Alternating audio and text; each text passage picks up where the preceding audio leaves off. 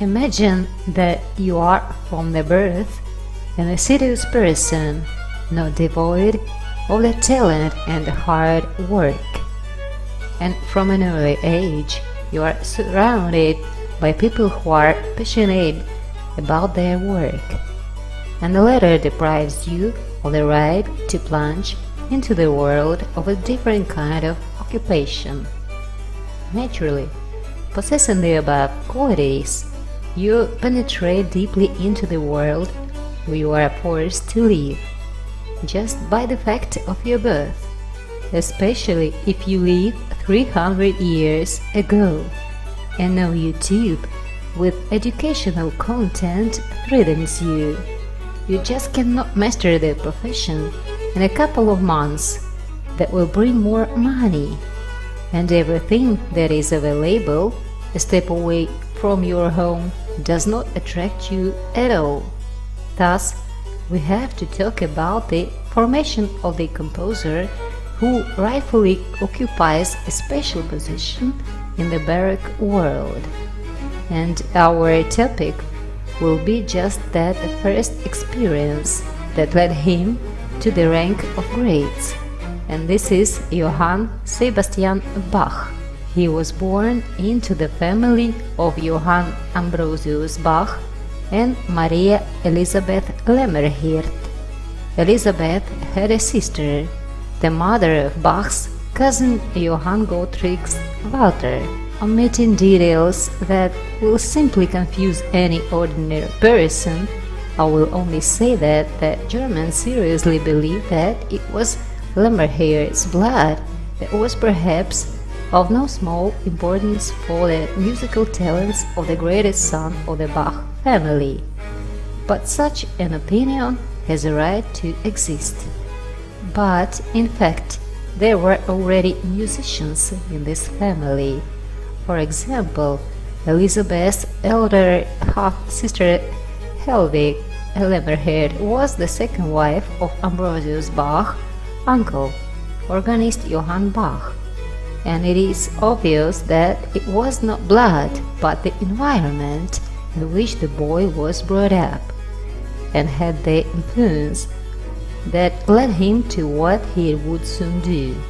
But not only that. Since 1671, Johann Sebastian's father has worked in addition to other positions, including as a musician at the ducal court of Sachsen-Eisenach.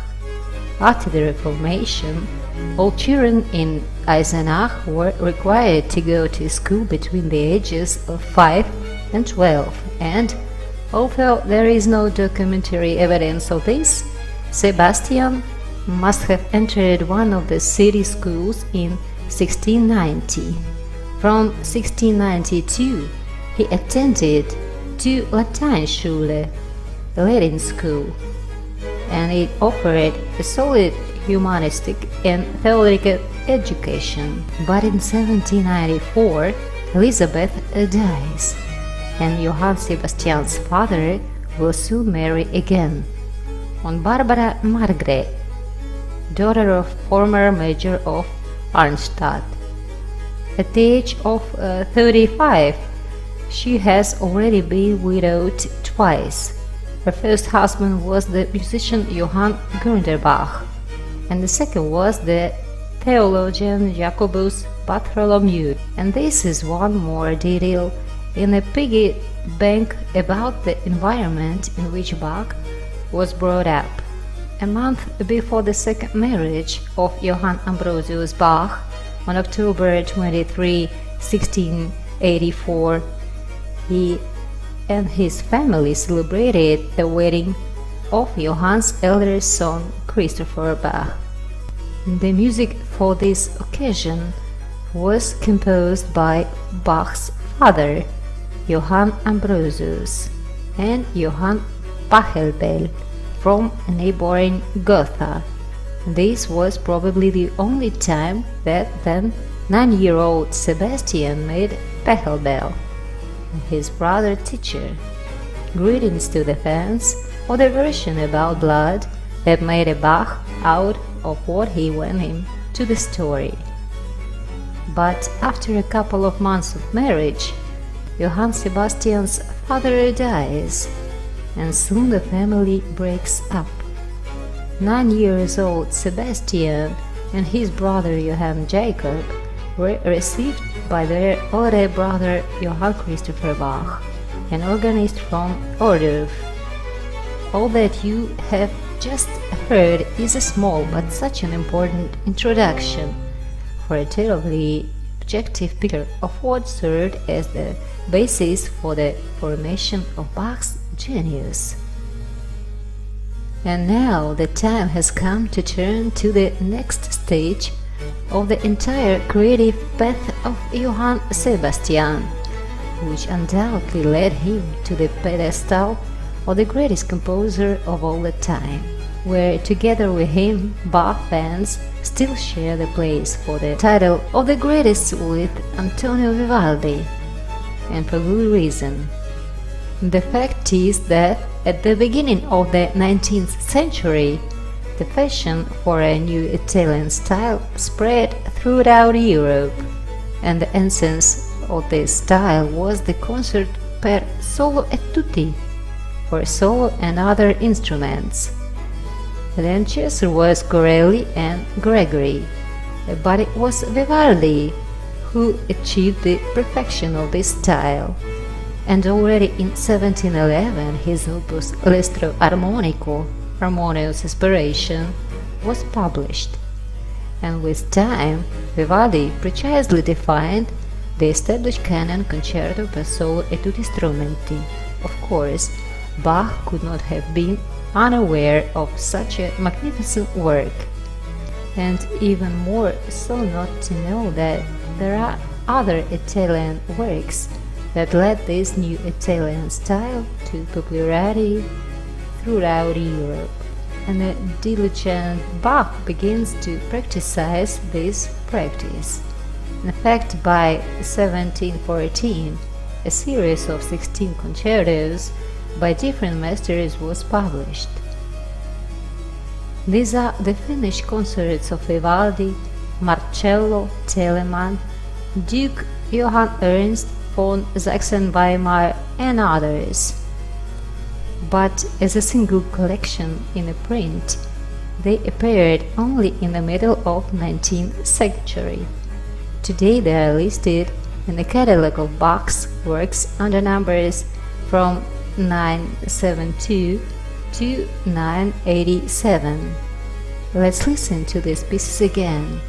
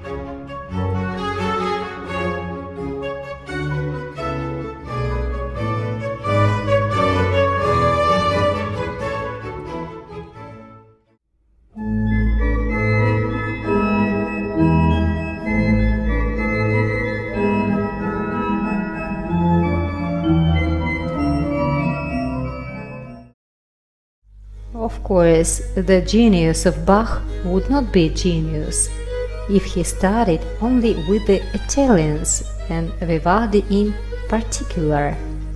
He also skillfully observed the French style, which ultimately resulted in the Brandenburg concertos. And a little more about Vivaldi's influence.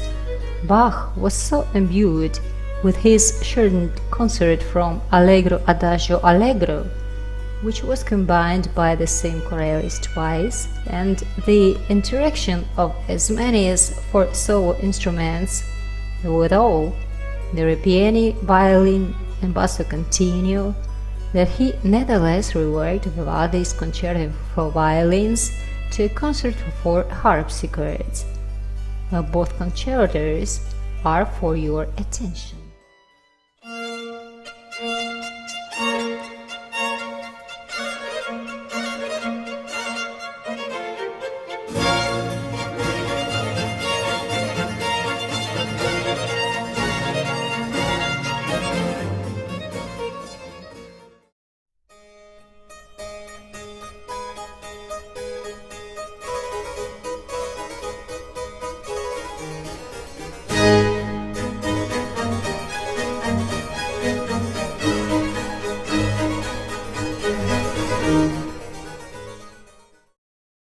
In conclusion, I would like to say both geniuses are equal, and Vivaldi and Bach.